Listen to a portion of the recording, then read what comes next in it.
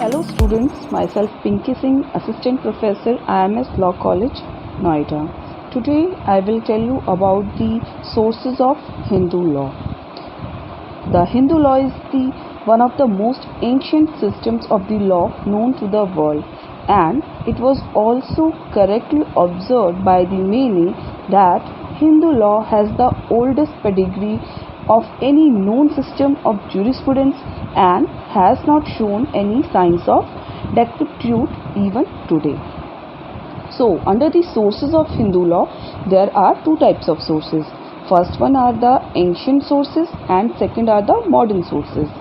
In ancient sources, I will tell you about the Shrutis, Smritis, commentaries and digest customs. And under the modern sources, I will tell you about what are the equity, justice and good conscience, precedent and legislation.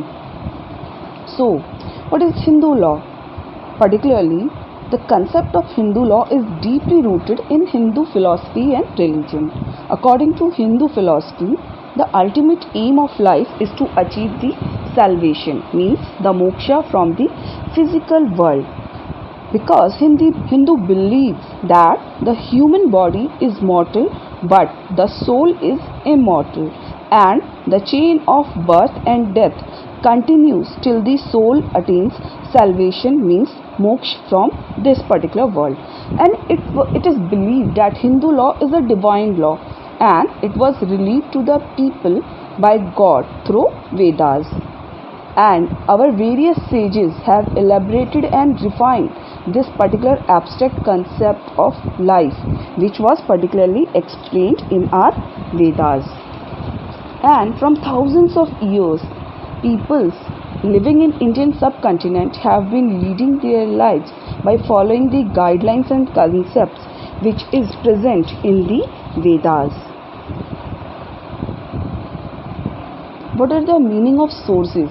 Sources means the basis of Hindu law which is evolved, means from what particular sources are there or what are the bases on which these particular sources are based. It enables the court to interpret law. Source of law is a method by which the rules have been discovered or created. Source of law may be literary or material. Now, Hindu law is credited to be the most ancient law of system, and it was present in our system or our world more than of 6,000 years, and that's why under this Hindu law we kept the sources of Hindu law under the two ancient and modern sources. Now, what are the ancient sources? Ancient sources are which include the Shruti, Vedas, Smritis, Dharma Shastra, commentaries, digest, custom and usage.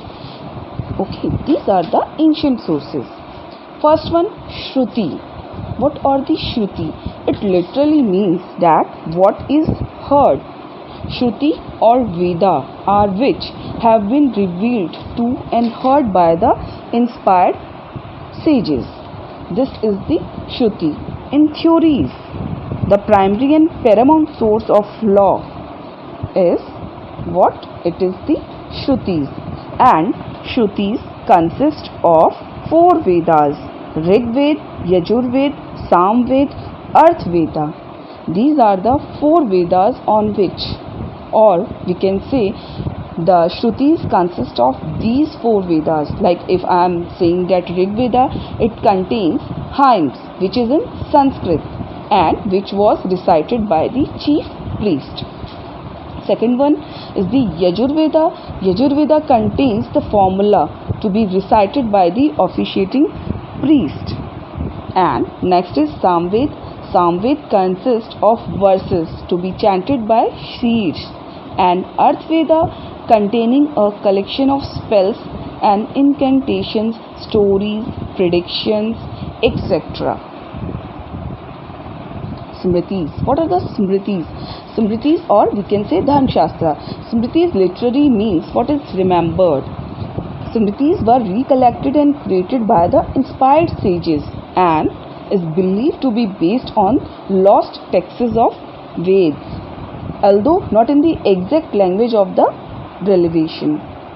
The Simritis are considered to have emanated from the deity in the sense that though they are not in the very words of God, but embody what sages remember from revelations. So what Simriti thus implies? It implies that human agency in the declaration of the law, which is the both substantive as well as procedures.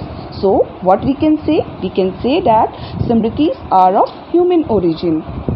Further, these Simritis are divided into two: Dharma Sutras, which is, we can say, the prose style, and Dharma Shastras, which is the poetry styles.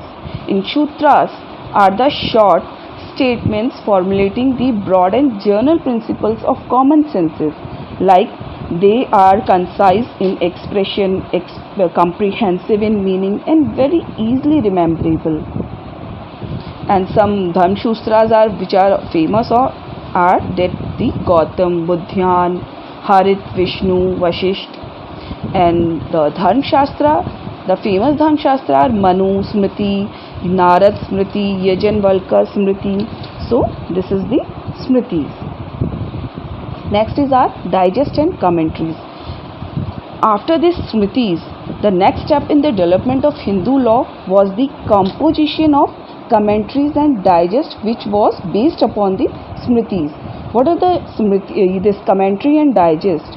These are the commentaries are an orderly explanation of sutras, or we can say shlokas, whereas the digests are compilation of all the relevant material from the several sources on one topic of law. Okay, and the two principal commentaries are Mitakshara, and second one is the Dayabhaga. Mitakshara is a commentary on Yajnavalkya by the Vijneshwara, and Dayabhaga by Jimudvahana. These two are the two main commentaries, Mitakshara and Dayabhaga. Basically, if I can say, Mitakshara talks about the its preferred and its prevail all over the India except the Bengal and Assam, and Dayabhaga prevail on Bengal and Assam, and specifically Dayabhaga deals with the partition and inheritance. Fourth ancient source is the custom and usages. Custom and usages in general have played a very vital role in the evolution of law. From the earliest period, Achara is considered to be the highest dharma, means achar, or we can say Sadachar, means the approved custom. So custom, this is the third source, and Achara is regarded as the highest dharma. Custom is the principal source and its position are next to the Shrutis and Smritis, but usage of custom prevails over the Smritis. But with the passage of time, the original body of customs was defined and reshaped by the great sages. And if there is any disagreement between the Smritis and custom, the custom has a upper hand because it is in the practice. And this custom must be ancient. The particular usage must have been practiced for a long time, and it must be accepted by the common consent as a governing rule of a particular society. So what we can say that our Smritis and commentaries were largely based upon the customary laws and on matters which was not covered by the Smritis and commentaries. Usage supplements the law as laid down in them. Now next are the modern sources of Hindu law. Modern sources consist of justice, equity, good conscience, precedent, and legislation. What is justice, equity, and good conscience? In India, the origin of equality is traced to the Hindu period when jurists explains the old law and gave new rules of interpretation and equitable solution in cases of conflict between the rules of various laws. But if any conflict occurs between the rules of Smriti, that one should be followed, which is based on a reason, justice, and principle of equity. But the courts cannot refuse to settle the dispute in the absence of any law. they are under the obligation to decide such a case also. Though the ancient Hindu law had also the concept of equity, justice and good conscience, but yet the modern version becomes more popular, and in its modern version our equity, justice and good conscience owes its origin to the beginning of the British period, or we can say British administration of justice in India. And this principle in our country has enjoyed the status of a source of law since the 18th century. I already told you, when the Britishers or British administration comes to India and they govern us. Next is the precedent. It is a very important source of modern sources of Hindu law, because what is precedent? This precedent, or we can say judicial decision, are regarded as the precedent for future cases. A precedent is not merely an evidence of law, but a source of it, and the courts of law are bound to it. Today, the decisions of Privy Council are binding on all the lower courts in India, except where they have been modified or altered by the Supreme Court, whose decisions are binding on all the courts except for itself. So this is the precedent, or we can say what are the precedent are a very rich source of law. We can say like a gold mine in the field of Hindu law. During the British regime, the English judges were facing very great difficulties in interpreting the Sanskrit text. However, the Judicial Committee of Privy Council and the High Courts in India have given judgments in such a large measure that all the important points of law are included. So these precedent upon the various points have developed as an important source of law and immensely contributed to the growth of Hindu law. And there are a number of important issues of Hindu law on which the legislation are silent. Third source is the legislation. Legislation has now become the potential and modern source of Hindu law and has a colossal importance in the evolution of modern Hindu law. Prior to the British regime, the law of Hindus was scattered. In different parts of the country, there were different rules and practices. It was difficult to find the fixed principle of law on several areas.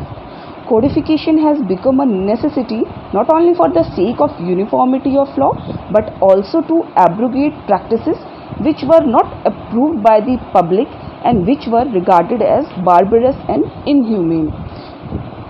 After India achieved independence, some important aspects of Hindu law have been codified. Few examples are Hindu Marriage Act 1955, Hindu Adoption and Maintenance Act 1956, the Hindu Succession Act 1956, Hindu Minority and Guardianship Act 1956. After the codification, any point deals with by the codified law is final, and after the enactment of the laws, if I am talking about right now the Hindu Marriage Act or Hindu laws, it overrides all the prior laws, whether based on the custom or otherwise, unless an express saving is provided for in the enactment itself. In matters not specifically covered by the codified law, the old textual laws continues to have application. Now, I want to now conclude the sources of Hindu law. In the arena of personal laws, Hindu law play a very vital role, and it governs the persons who come within the purview of Hindu. So, who are Hindus? So, this particular act applicable on all those persons who comes under the purview of this Hindu law. And in the ancient period, Hindu law had only its divine nature, law of the God. But nowadays, its nature has totally changed, because its divine nature has been seized by its interpretation, enacting laws, and also by the judicial precedent. So, by the interpretation of ancient sources of Hindu law, its scope has become very wide. Modern sources of Hindu law has now a particular colossal importance and in the evolution of modern Hindu law. So, thank you students. So, here now I am going to end my discussion here on the sources of Hindu law. Thank you so much.